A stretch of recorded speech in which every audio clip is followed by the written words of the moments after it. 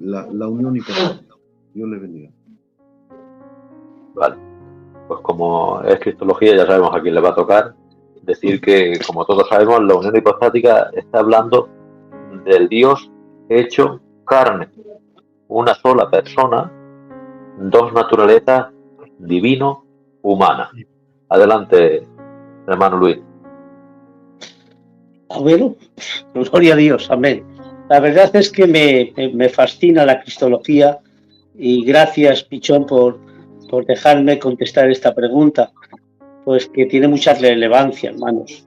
Bueno, como ha dicho nuestro hermano José María, la unión hipostática es que Jesús es Dios en carne humana, en forma humana, condición humana.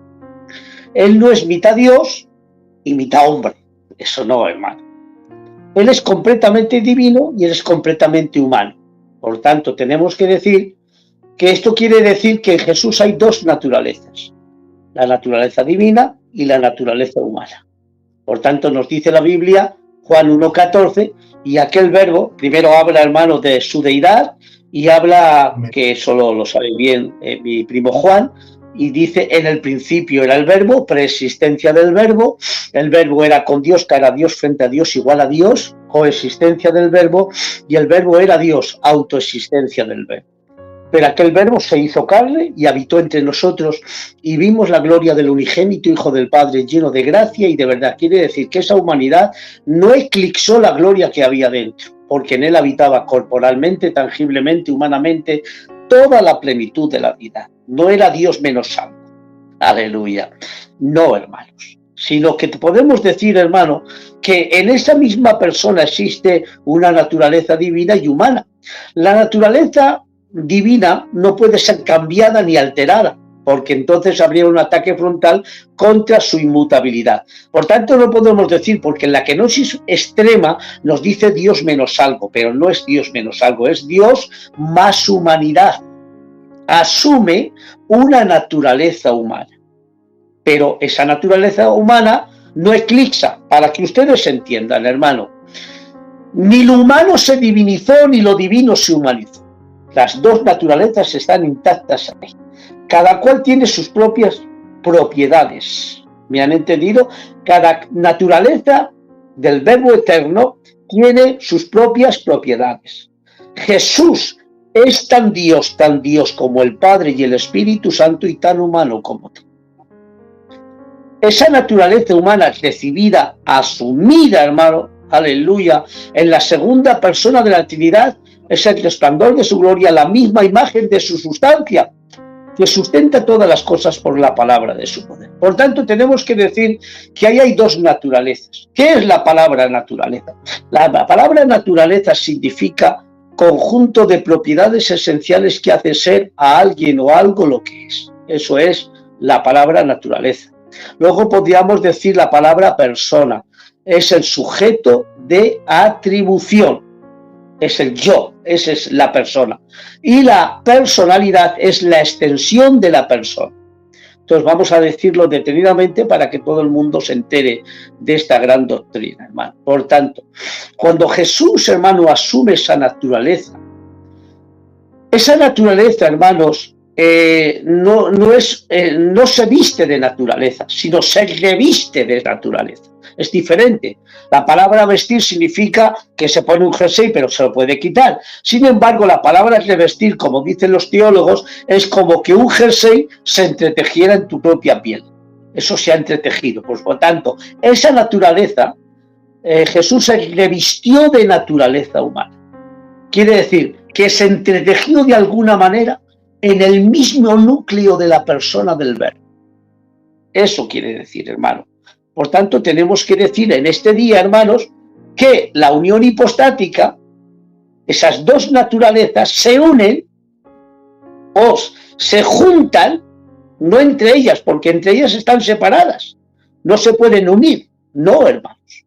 Están completamente separadas, pero están metidas en el mismo núcleo de la misma persona del Verbo. ¿Qué es la unión hipostática?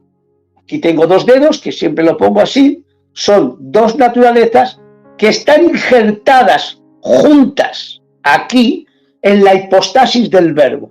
Por tanto, Jesús es tan Dios como que no fuera hombre, y tan hombre como que no fuera Dios. Las dos naturalezas están separadas, pero sin embargo están ahí unidas a la misma persona del Verbo.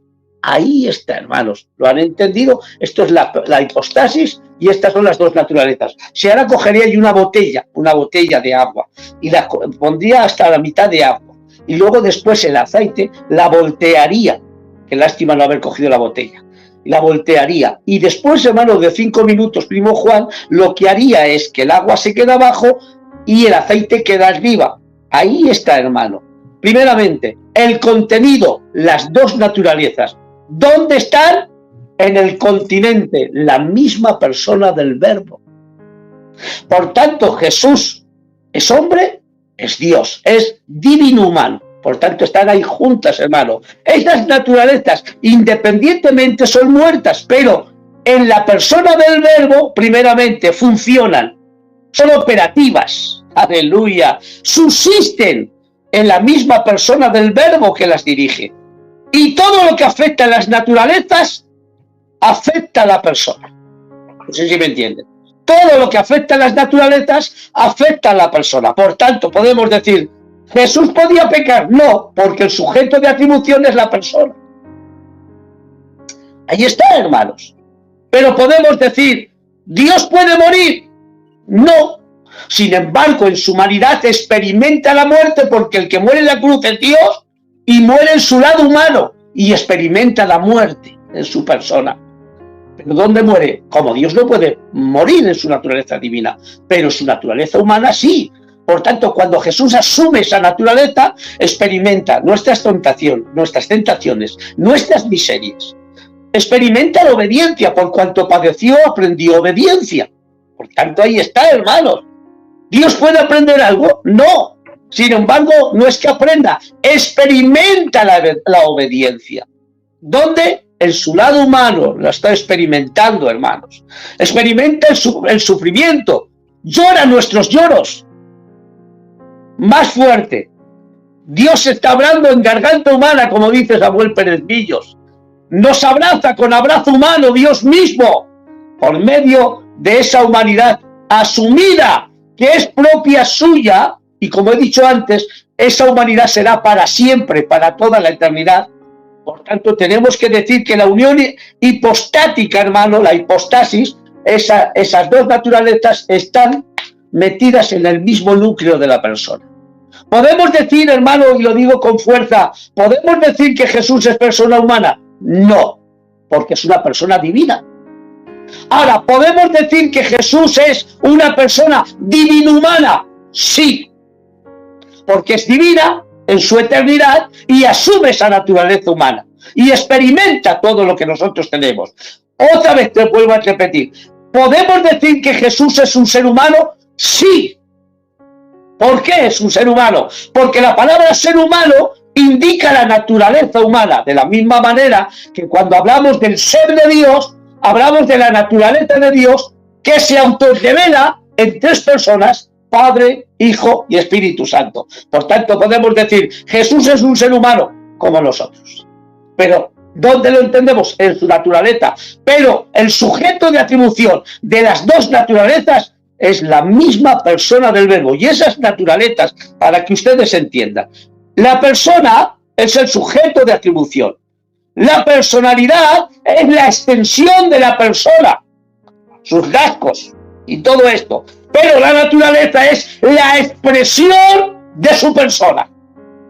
Se expresa esa persona por medio de las naturalezas.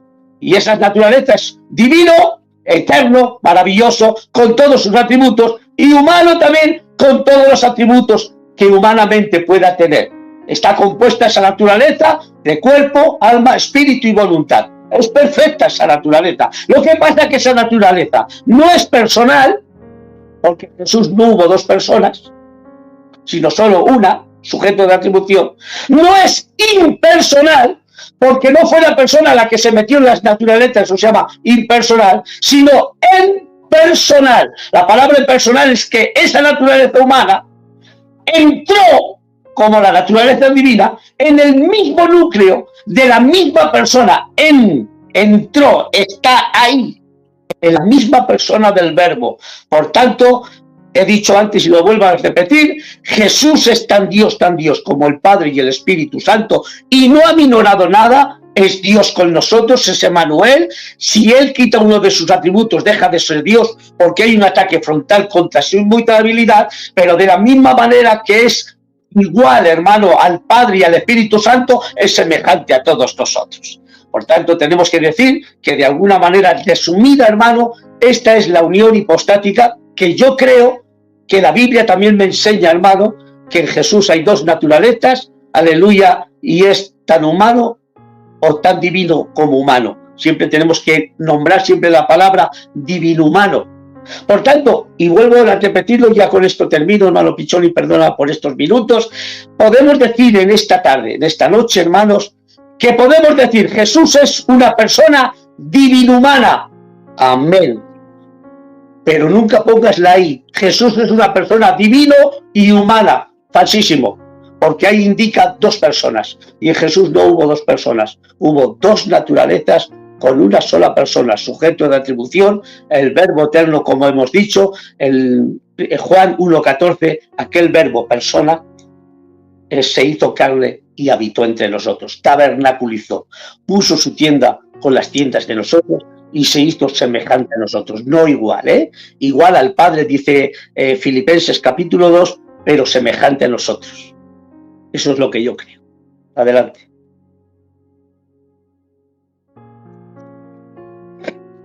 Sí, ahora. Bien, decir que más ya, yo creo que es prácticamente imposible, ¿verdad? Pero tenemos que decir sencillamente que a veces, aunque queramos explicar totalmente estas doctrinas, plenamente no se pueden entender. Que tengamos un Dios que es un solo ser en tres personas y la segunda persona de la deidad tenga dos naturalezas y lo decimos como nada, tenemos que creerlo y no estamos llamados solo a entenderlo, sino a creerlo. ¿Por qué? Porque lo dice Dios y se acaba. Un detalle, hermano Pichón, con respeto a todos mis hermanos. El caso de Cristo es único e irrepetible. O sea, no te compares tú con Jesús, no tiene que ver nada. Perdona esta expresión, hermanos. No tiene que ver, es un caso único e irrepetible. Es el único ser que tiene dos naturalezas en una sola persona, no hay más. De la misma manera que la Trinidad es completamente irrepetible. Y me pueden decir muchos por ahí, es que la palabra Trinidad no está en la Biblia.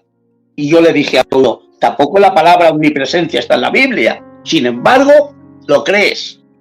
Ni la omnisciencia está en la Biblia, esa palabra. Sin embargo, la crees. Pero sin embargo, aunque no se nombre la palabra Trinidad, está impresa en la propia Biblia. Ahí está la Trinidad. Y que sepan todos los que me están preguntando, cuando sepáis que no son tres títulos, que ya me voy a enfadar, pero con enfado santo, que no son tres títulos como muchos piensan, ni tres manifestaciones, no, hermanos, ni tres modos, sí, modismos, a la doctrina del modismo, falsísima. Y antes poníamos, primo Juan, como el agua, la nieve y el vapor, falsísimo. Eso es falsísimo. Ahí está, tres modos. ¿Qué tres modos? No hay nada que se compare a la Trinidad, hermanos. Y ahí vemos personas. De tal manera amó Dios al mundo, primera persona, que nos dio segunda persona, que lo que más quiere.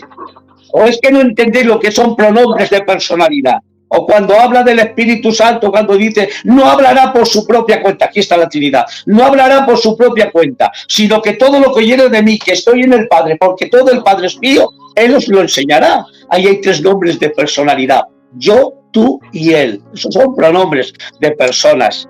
Por tanto, o cuando está en Génesis, hagamos, que no es un plural majestático, como muchos piensan. El plural majestático es lo que se daba respeto a un emperador, dos, siempre se hablaba en plural. Aquí no se está hablando no en un plural majestático, sino una pluralidad de personas. Por tanto, tenemos que decir que tenemos un... Aplaude, Guido, que aplauda.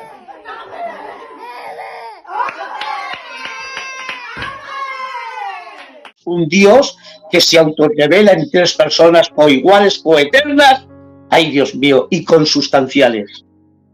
Me encanta este Dios.